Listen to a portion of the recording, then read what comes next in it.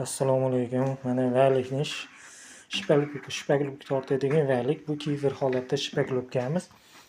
Shpaglobka desak, yangi o'rganuvchilarga tegishli. Bu mana qanday kачествоda tortiladi. Shpatilda biz vaylikda tortib turib, keyin kattakon 60 lik shpatilda tekizlab qo'yiladi. Mana bunday shpatilda tekizlab qo'yiladi. Buning uchun bitta vaylik, bitta kiyverga o'xshagan shpaglobka, ikkita shpatel, bitta maniki, bitta kichkina. Bitta projektor kerak bo'ladi. Projektor bu hamma joyda yarki yoritib, qayerga tekkan, qayerga tegmaganini ko'rsatib turadi.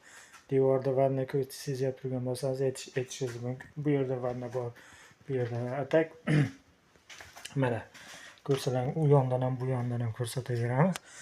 Kачествосiga o'ta darajada normalniy qilib chiqarar ekan vaylik. Shpatilda past baland qilib qo'l regirovka qilib tortib olishi mumkin. Qayergadir qalin, qayergadir.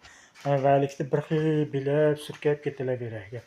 Mana yonidan ko'rsatsam ham chak degan narsa bo'lmaydi. Chak degan narsa bo'lmaydi. Mana bu tomonlar vaylikda tortilgan. Sizlarga ko'rsatishimdan maqsad, ko'pchilik o'zimiz ham oldin shpatellarda tortib qiynalganmiz. Devorda vanna bor bo'lsa, vannada aytinglar. O'sir burchaklarimiz o'tkir, hali shkurka bo'lgani yo'q. Mana devorlarimiz ideal darajada, xudo xolasa shkurkada qiynamaydi.